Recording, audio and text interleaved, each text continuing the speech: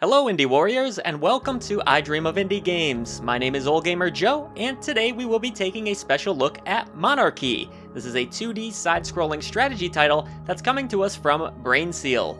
The game was just recently released on Steam as of the 6th of November, making it available right now for you to purchase or wishlist. Monarchy is also available on consoles including Xbox, PlayStation, and Nintendo Switch of course. The game is priced at $14.99 here in North America.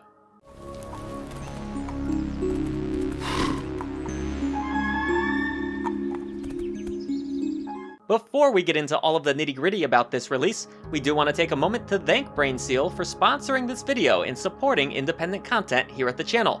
Obviously, as you know, with this being a sponsorship, this is not an official review, though we will always give you our sincere thoughts on the game regardless, and we will always let you know when a video is sponsored for full transparency. If you end up enjoying what you see today, please feel free to infiltrate the description box below and grab or wishlist the game for yourself. Alright then, onward to Monarchy.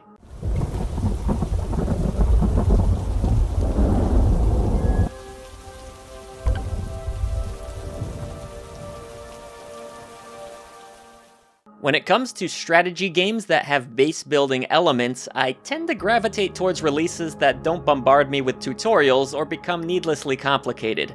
It's easy to feel overwhelmed in this genre for sure.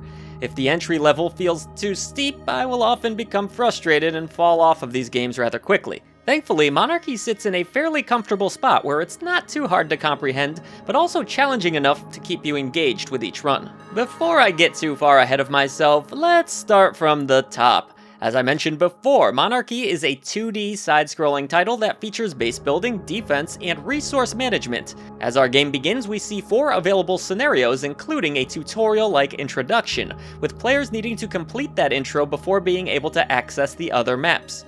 All other scenarios will be immediately unlocked upon completion of the tutorial.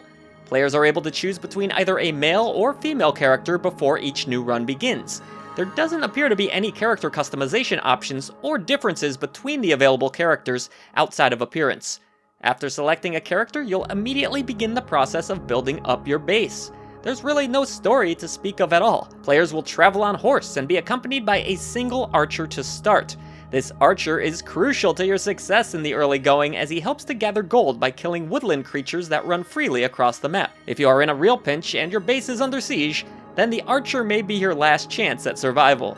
As important as your hunting archer is, the horse that you ride is of equal importance. Players have limited stamina, which means that your steed will often stop in its tracks and need to rest for a while. This can be pretty frustrating, especially in crucial moments where time is a factor. The only way to remedy this situation is by collecting a golden horseshoe and finding a majestic stallion somewhere within the level to upgrade your equine tenacity.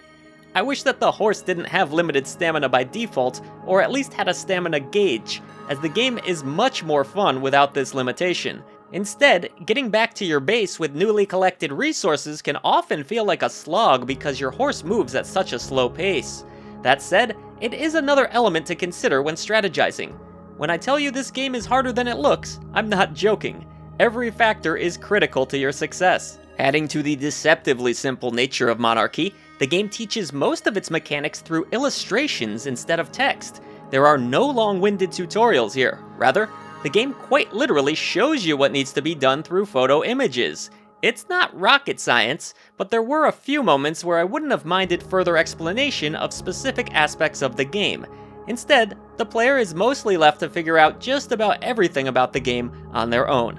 Eventually though, this comes naturally to the player with time and repetition.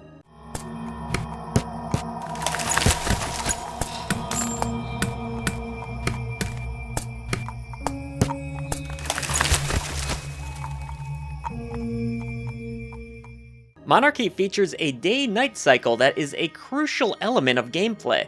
Time management is everything here. During the day, you will need to make haste and gather as many coins as possible while building up your base. Building up your base isn't always as simple as finding suitable real estate, as part of the challenge lies in creating space on which to build. In order to further extend your territory, you'll need to chop down trees. This allows you more land to place down catapults, soldiers, traps, and more.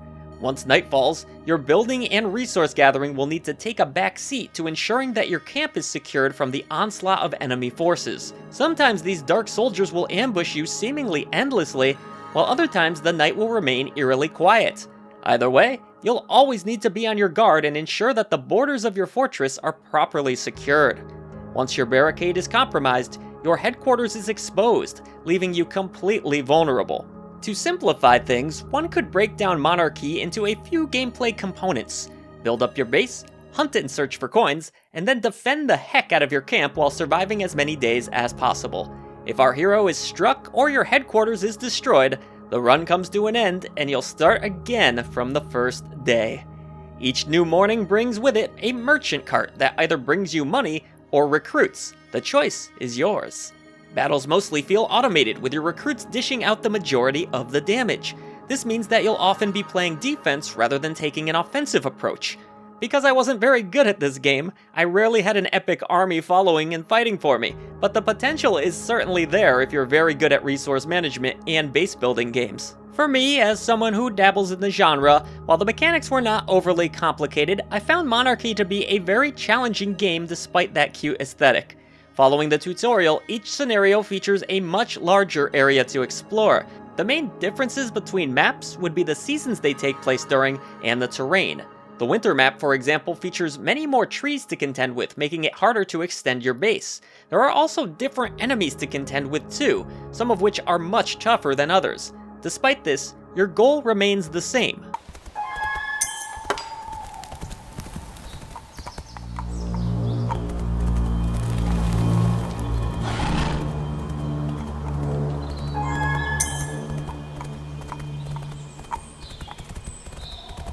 Monarchy also allows for players to enjoy the game in co-op. With a co-op, you'll enter a split-screen view. The second player will not be given a hunting archer, which complicates things a little bit. Personally, I preferred playing the game solo, as having a second player wasn't as helpful as it might sound, but it's nice to have options. While I'm usually a sucker for anything that features co-op, the gameplay in Monarchy didn't necessarily make it as alluring of a feature as it can be in other games. There's some fun to be had with a second player, but I did find them to be more of a hindrance than a help the vast majority of the time. Sorry, player 2. Monarchy is definitely more of a solo player experience, and there's nothing wrong with that. The run-based element makes it easy enough to play an attempt or two without getting wrapped up too deeply in something that is going to require a long time investment, which is something I can definitely appreciate in my single-player games. The sound design in Monarchy is very peaceful and beautiful by day. Light synths will accompany the player as they build and travel freely, preparing for the challenges of the night. As night falls, the music becomes a bit more ominous in tone.